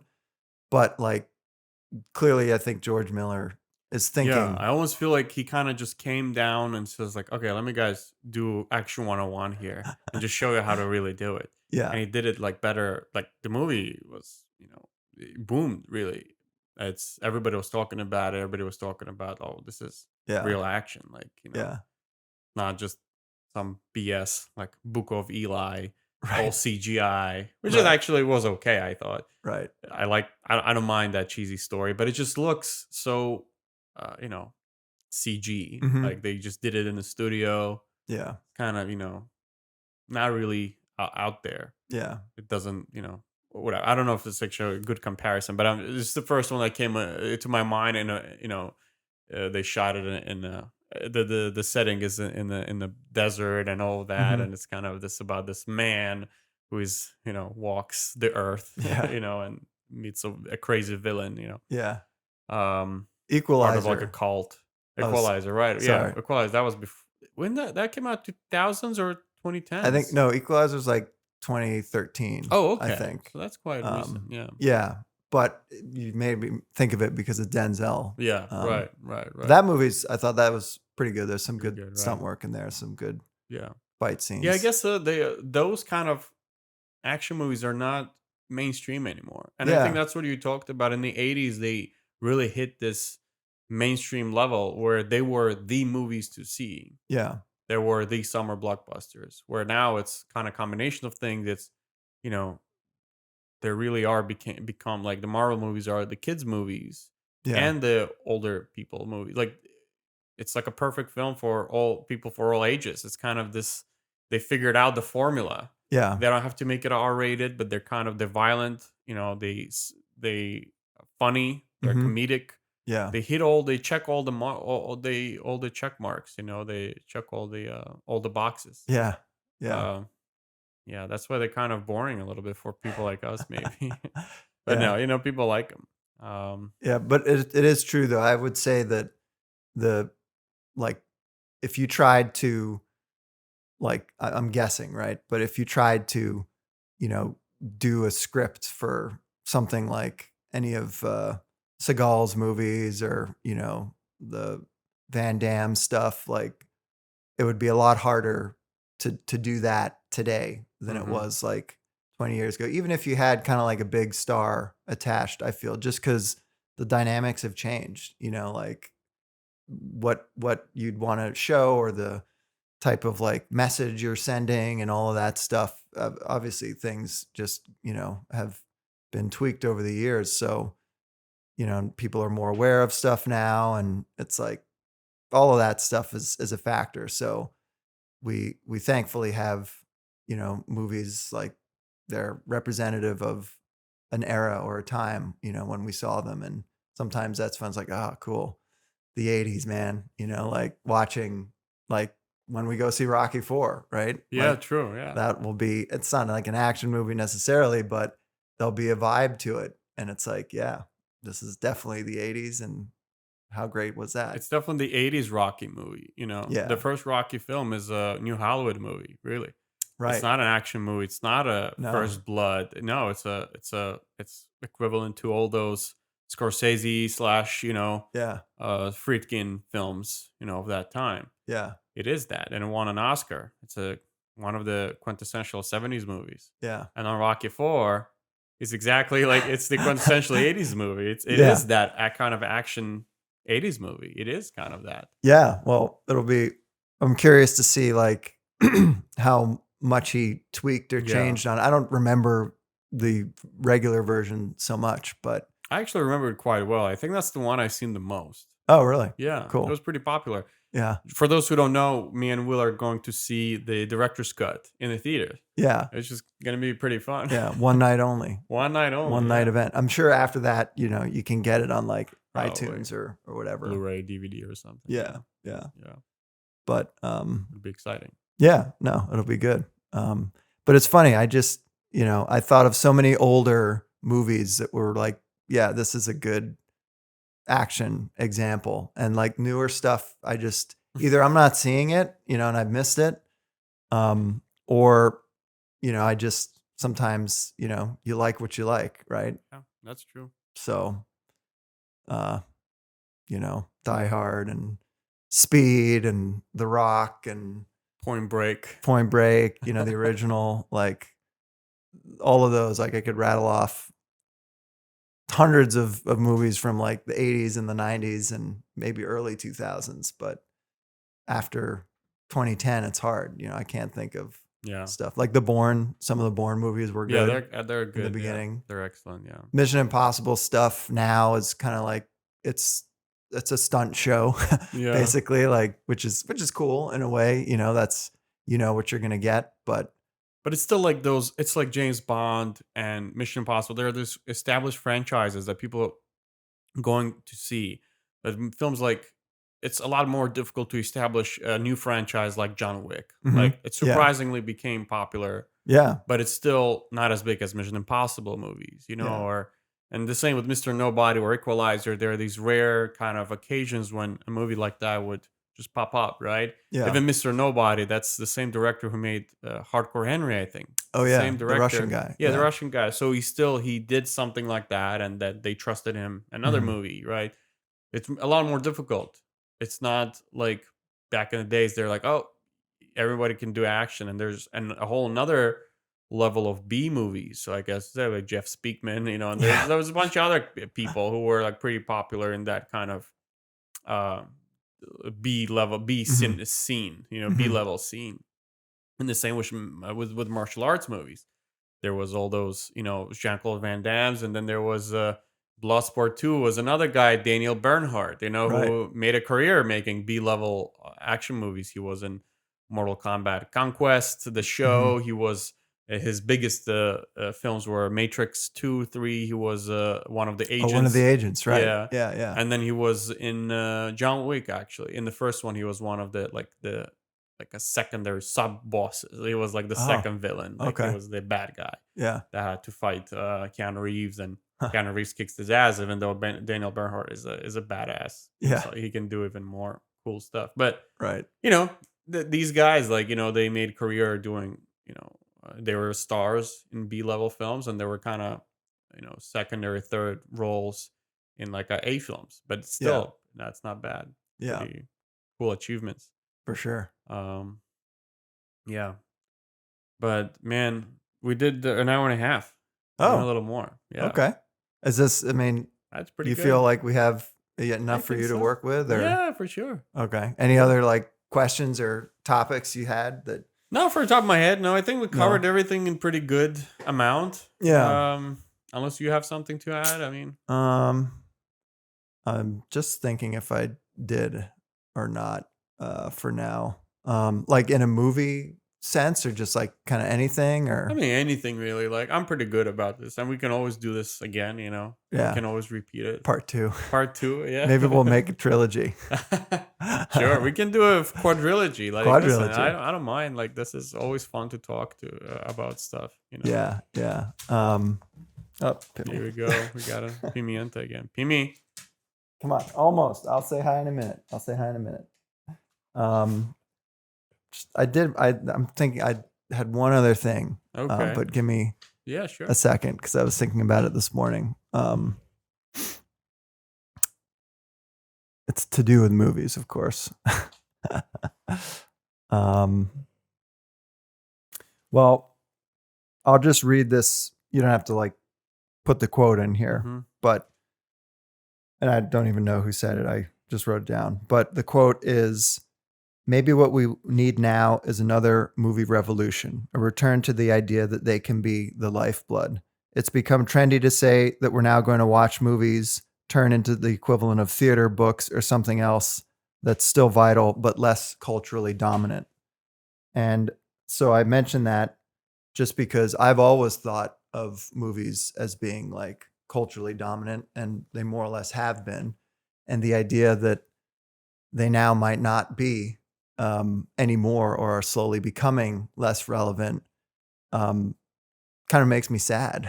Mm. If that's true or not, I don't know. I feel like we are at this place where it could happen, it could not. Like it's hard to say. We don't know yet. There's still so much like we're in the middle of all this change happening with everything and technology, like how you watch stuff and streaming stuff, and everything is a little bit more about money now than the art side of it, I guess, or the artistic side in a way. So I don't know, but I wanted to just put that out there as something that I hope we don't see movies start to become like theater or books or that kind of Or stuff. classic art, which really isn't a thing anymore. Right, It's such a niche thing, but right. it's not. It was number one form of Yeah, entertainment. yeah. I mean, but maybe also, that's just the way it goes. Everything runs in phases and cycles, and maybe in like another 100 years when we're not here, movies will be kind of a thing of the past, and it'll be something else. But um, yeah, it's just kind of interesting to think about that sometimes. Like, imagine if we were in the middle of like the 70s or the 80s, and instead of like now, and we were surrounded by like The Godfather and those guys like doing those things and stuff. Again, though, it's like, how much can you like notice that and take that in the Yeah, moment right. versus like how much of it is like hindsight. So sometimes, yeah, I don't know. I don't wish we were back there. I'm fine, being here now, but it's on my mind a little bit sometimes. Like, hey, where's this kind of going? I hope it's not heading in this direction of becoming less relevant. Well, I know what you mean, and I agree with you, and I share the same fears. Mm, And a lot of my friends are, and every day I live, I see it kind of downgrade more and more. hmm Um, or we either basically adapt and find something new, transition into something else, Yeah. and we're fine with it. Like the shows and the renaissance of the shows, and maybe I should just shut up, kind of, and enjoy this, and and kind of embrace the beauty of the shows. There are definitely a lot of shows there that are reaching the artistry levels that have never been, that were not a thing in the past. Yeah. In the last 20, 25 years, it's definitely been, there's definitely a renaissance. And maybe that'll be a norm for a while. And maybe movies that are last like an hour and a half, 2 hour movies hmm will be actually obsolete. Um, and maybe we just adapt to it and we enjoy it while that lasts. Yeah. Who knows how long that's gonna last? Right. because in the age of TikTok, of a 30-second or 30 seconds even like luxury, like 10-second, Yeah. uh, 20-second videos that people watch and enjoy. Yeah. It's we definitely sound more obsolete. Who knows? It might be like one day going to see a movie in the theater is going to be like what the equivalent of like the opera is now, or Yeah. the ballet, like a huge one-time event only for very specific people that are aware of it and fans of it. Well, I don't want to really bring it up too much because that's a whole nother can of worms. But the last almost 2 years, year and a half, really showed us that we can easily live without movies in theaters, right? Yeah. And some people have forgotten how to go to movies because I've gotten used to not going to the movies. Like I'm like fine with it, I guess. Like movie theaters are open again, but I don't feel like going to the movies. Like I don't have that. Like it's almost not an option for entertainment anymore. Yeah. Like even for someone like me, like I've gone to movies since we have opened up, but um, but I don't. It's not like a lot of those movies are available. I just saw Halloween Kills. You can watch on Peacock, like Oh yeah. in like 2 weeks or something like that. Jeez. And the same with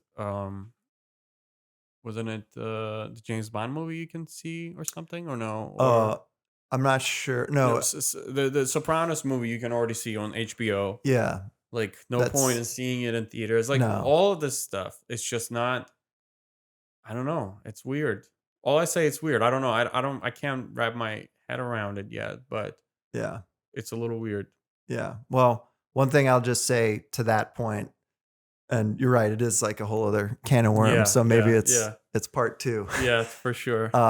But just a quick funny, not funny, but just a little example of how uh, the theater, of course, makes a difference, right? But um, when I was working on Joker, we had the ability to stream to our phone the takes that Hmm. were happening.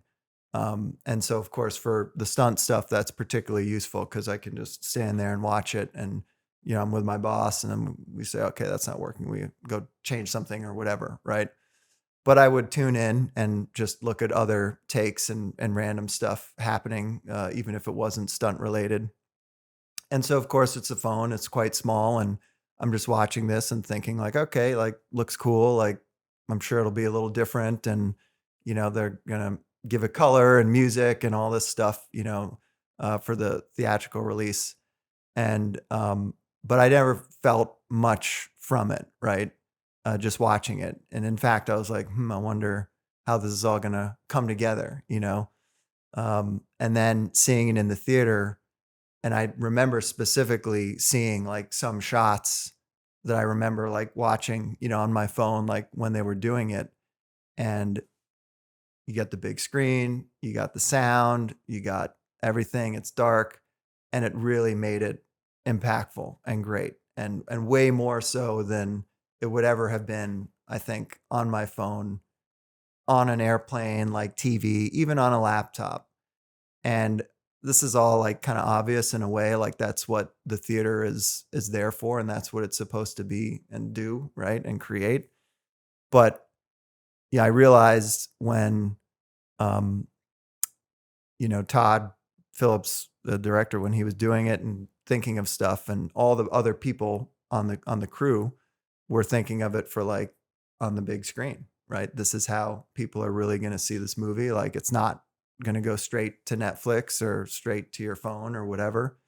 And I think that's probably how Nolan thinks, and Tarantino and Ridley Scott. Like this is, yeah, I'm seeing it like this right now in my mind, like looking at you and looking at whatever, but people are going to watch it on like a big screen.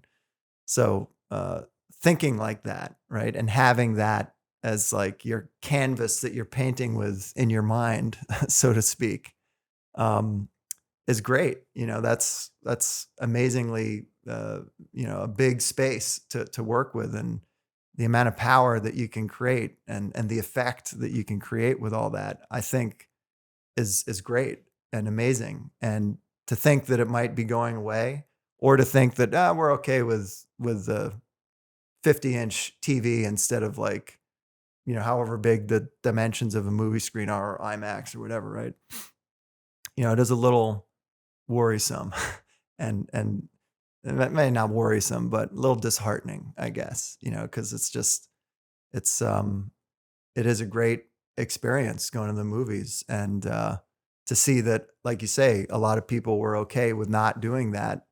Even myself too. Like, it's not like I just stopped watching stuff. I just pivoted and looked at it on my computer or my TV. So I really hope that things kind of head a bit back in that direction, and that this whole last 2 years or so was like a good kind of experiment in a way of seeing how the streaming stuff could actually really pan out. And no, let's make sure we keep theaters around, give it the time that it deserves there. And so yeah, I'm sort of just rambling, but I know what you're saying, and I agree and share the same fears. mm, Uh, in my experience, what I notice is that comfort overcomes, like, prevails. mm-hmm, Comfort over quality, mm, and um, that's just the reality we live in. And the biggest example for me is what's happening in music, and not just industry, but also the perception of music and how we listen to it mm-hmm, has changed a lot. And the simplest example is where it's universally accepted now. I was like always into music, right? And the one simple thing was always I never wanted Bluetooth headphones uh, because the quality is lessened. yeah, Well, if you listen to like lossless format, which people don't even know what that means anymore, mm, but you used to be able to download lossless, which is like not MP3. It's WAV format, oh or yeah, the format where it's there's no loss in quality, mm-hmm, right? And some people can hear it, right? And I used to believe, and I still believe it, but I could tell a difference. Especially I used to be into rock and more complex music. When you have a lot more instruments, you can really hear the difference. yeah, Like, in fact, if you just download like a pop song and you download a metal song with the same length, it'll weigh different. It'll be different amount of megabytes. It's just that's just the reality of these things. Like, it's real because there's more stuff going on there. yeah, So which means that you need better equipment to listen to this kind of music. So these are real things. Um, and I'm not saying it's better music. That's not what I'm saying, but it's different.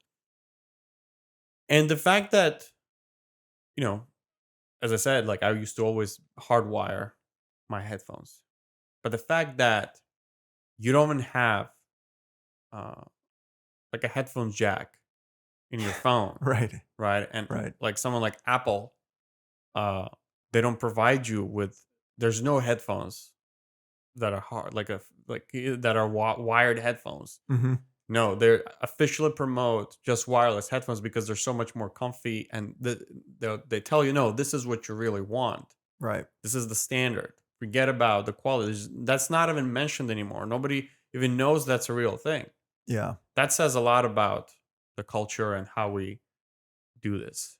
And guess what? I use wireless headphones now. I use wireless headphones in my car. I right, would then it's not headphones. I'm sorry, but I used to when I first got my car. I used to always connect it to the auxiliary. But mm-hmm, no. But now I don't. I don't. yeah, You know what? It's fine. It's yeah, good enough. yeah, And that's just it's you kind of bend to these things, and the same with the phone and the way I watched a lot of films on my phone mm-hmm, throughout my college years. I would just pop a bunch of movies on my phone and just watch them on the road because, yeah, well, guess what? I spent 2-3 hours a day on a train going to college, on the back to work. yeah, I can watch a lot of films there. What's more important, to watch them at home with great sound on a big TV, which I actually didn't really have. I had a decent TV, but not great sound per se, yeah, or watch them in theaters, or should I just actually just watch the content and watch it on my phone? I'll just watch it on my phone. yeah, So and that's happens all around. I'm a filmmaker, and I, just kind of are becoming a slave to these, yeah, things or these comforts. Uh, So it's going to be a tougher and tougher sell in the future. Yeah. What you're saying, like you have to go to a movie theater to see it. I'm a filmmaker and I don't do it, you Hmm. know. So, but I know what you mean. I Yeah. do know what you mean. This is just we'll see what's gonna happen. Yeah. This could all just be like the way things go. Right, Like right. there used to only be the movies, right? There wasn't even like videos or VHS, and then that comes along, and then it's like DVDs and blah blah blah. So this whole evolution is still ongoing, and I also sometimes think, well, maybe we're just clinging, or I'm clinging to the past a little more than others are, or who knows, right? You just kind of have to, I guess, again, just be open to it. Yeah, I feel like also filmmakers have always been very like they consider their craft very sacred, so they've been very wary of all kinds of Hmm. changes. Like if you think about it, when the first walkies came around, Mm. people are, oh, this is the death of cinema, Right. right? You know about this, like this, we were afraid that sound is gonna mess it up, Yeah. Yeah. which it did, but it also brought something else. It brought another dimension, right? Yeah. Now, when the Technicolor came around, and we started having the color films instead of black and white films, people were, oh, this is death of cinema once again. And we did forget about some craft, even like some of the craft is where different colors look different, a different shade of gray, Yeah. right? So the movies, all the production design, idea of production design changed. You were actually, oh, you know what, I can actually just do it on, I can forget the knowledge of the which color is associated with which shade of gray, because that was a whole thing, Hmm. a whole like department basically, um, that had to deal with that. That could have been forgotten after a certain time. People don't even study this; they don't know this. Yeah. The same with digital, and the same with when things turn digital, and it's kind of still happening. The type, all the gaffing techniques, Hmm. and all so much stuff that's been, or editing. Once one woman to non-linear editing. All these things we didn't, filmmakers didn't take easy. They were always complaining and saying, "No, Yeah. this is not right. This is terrible. This is that. This that." But then, Right.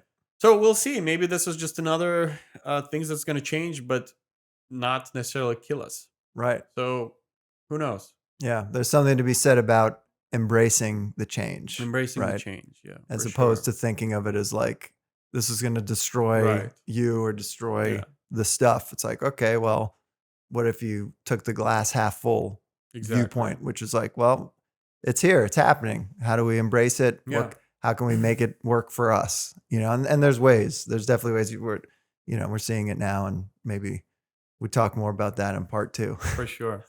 Well, man. Well, now we did 2 hours, so that's Oh, great. okay. Yeah. Okay. Cool. It's not 6, right? I No, told you. definitely not 6. Yeah, but hey, with 3 parts of these, we'll do 6, There you go. and people can watch them back to back. That's right.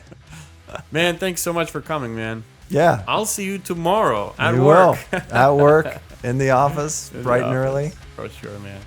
Thanks for having me. No, for sure. Thanks a lot.